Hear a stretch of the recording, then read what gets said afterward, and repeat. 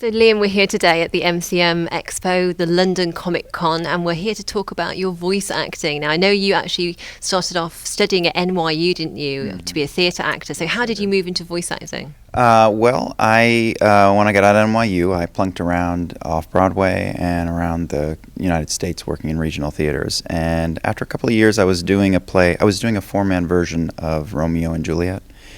And the nurse to my Juliet had been working in anime dubbing for a couple of years. He's another off-working actor named Crispin Freeman. And he sort of let his anime flag fly during rehearsal, and I was a fan of that kind of stuff. And so after working on the play, we got back to town. He knew that I was interested, so at a certain point, I got a call from him. He was like, listen, they have open slots. Do you want to come? And I thought, yeah. Well, maybe I can be a random guy who gets shot in the head or something. And they gave me a nice juicy role for my first time out, which was lucky. And then it's just sort of snowballed from there. I still did theater for years alongside of that. In New York, I spent 2 or 3 years still doing theater, starting to get my feet wet in voiceover. And then I made the jump to LA thinking, maybe I can make a career of this voiceover thing. I don't know. And I have. But theater got left behind because I have a very full slate with this kind of work. And I'm a nerd, so I love it. And what would the teenage Liam have made of that when you were at NYU being a voiceover actor now? The 19-year-old Liam was very serious theater actor. He wasn't going to work in film or TV or voiceover or any of that. He was just going to do plays. And then adult Liam had children and realized he had to buy diapers and groceries and pay their rent. But 12-year-old Liam would be ecstatic about what 36-year-old Liam is doing now, because I loved the X-Men. I played an X-Men. I love the Transformers. I played a Transformer. So I play make-believe every day, and 12-year-old Liam would have been happy. And it's not just voice acting. You've also turned to writing and directing, haven't you? How did that come about, and what does that give you that the acting doesn't? Well, it was an offshoot, yeah. Everything for me, I mean, I do all kinds of stuff now, but everything started in anime. And I'd been acting, voice acting for anime for a while, and someone said, "Oh, you're not an idiot. Would you like to try writing some of these scripts?" I went, "Yeah. Do you know how to do that?" And I lied and said, "Yeah."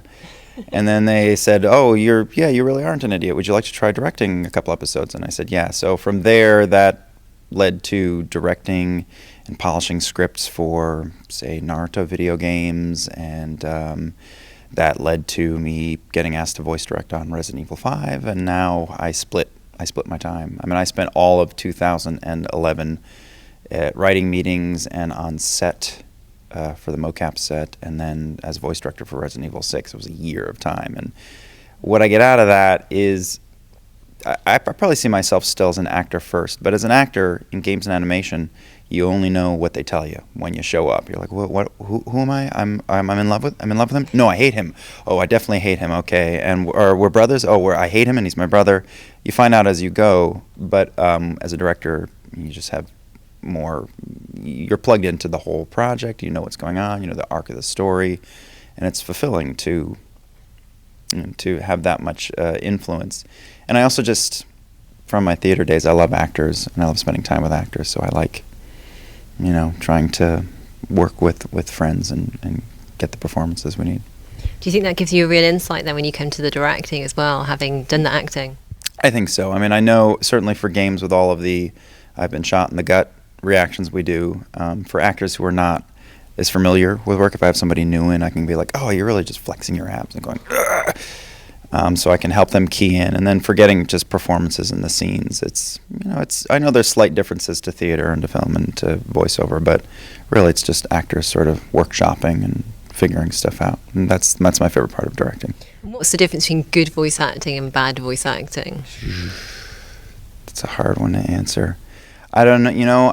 It's really hard to predict, because I've had actors in who I thought were going to be amazing on mic, that they're just phenomenal actors, and I thought, I'll get them on mic and they'll just continue to be so, but are flummoxed or don't understand the genre of the game, or just don't have good mic technique yet. And then sometimes they prove me right and they're phenomenal. It's just a weird little subset of skills.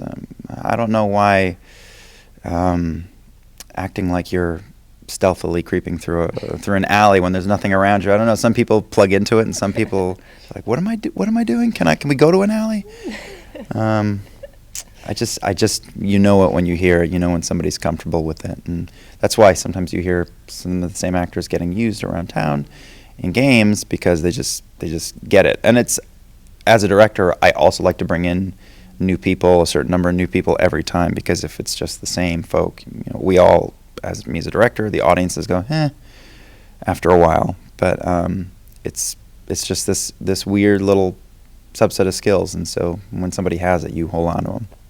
You mentioned there, of course, you've got a massive filmography and videography with video games, with animation, anime, all sorts of stuff. I mean, is there a different skill to voice acting in video games to voice acting in anime? And also, how does experience compare of each?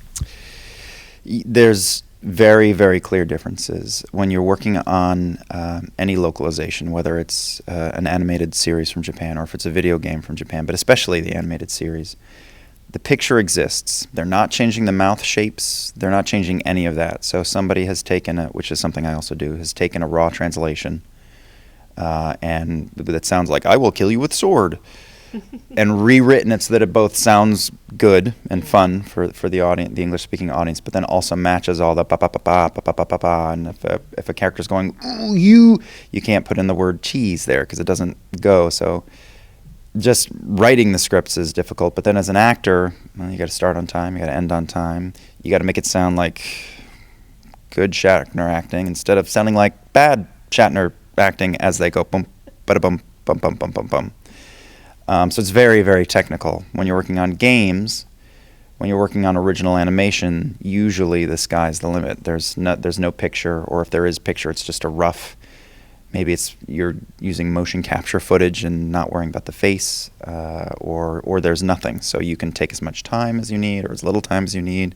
You can ad lib more, and then they'll create the picture around what they've laid down. So acting for anime is a lot more technical. And of all the many, many things that you've done so far, which ones really stand out for you as either favourites or memorable moments in your voice acting career? Let's see. Well, the thing that really put me on the map, not my first job or anything, but put me on the map is Gaara from the animated series Naruto. He's really had every color under the sun. He started off as a psychotic little 10-year-old murderer.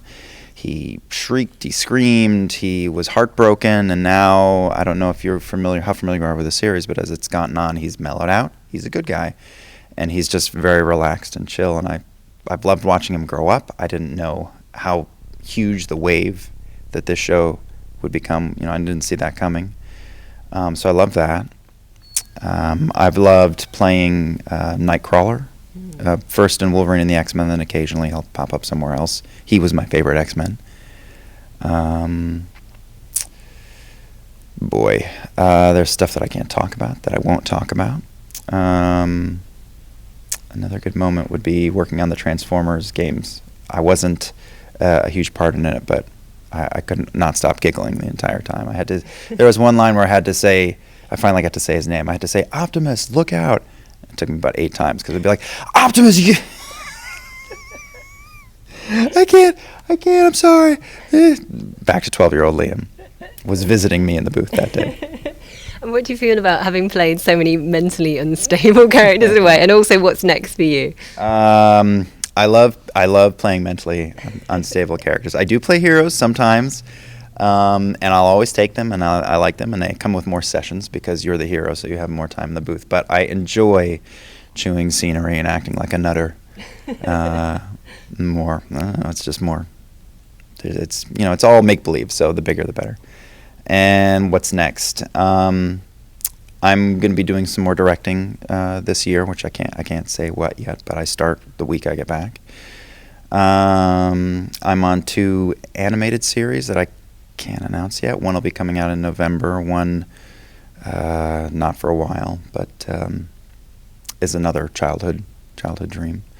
And more of the same. I mean, I never know what I'm doing 2 weeks in advance with my career. I'll always be like, what am I doing for the next 2 months? But I always liken it to Magneto as he walks out and he makes metal planks come up under his feet as he goes. They're not there 10 feet out. He just steps forward and things seem to go bunk, bunk, bunk. Every once in a while, there's a dry spell, and I go, wait, where's the metal? But there it is, bunk, bunk, bunk, and go forward. Fantastic. Well, that's a lovely note to finish on. I've got that fantastic image in my mind all day now. Thank you for that, Liam. Sure. Thank you very much.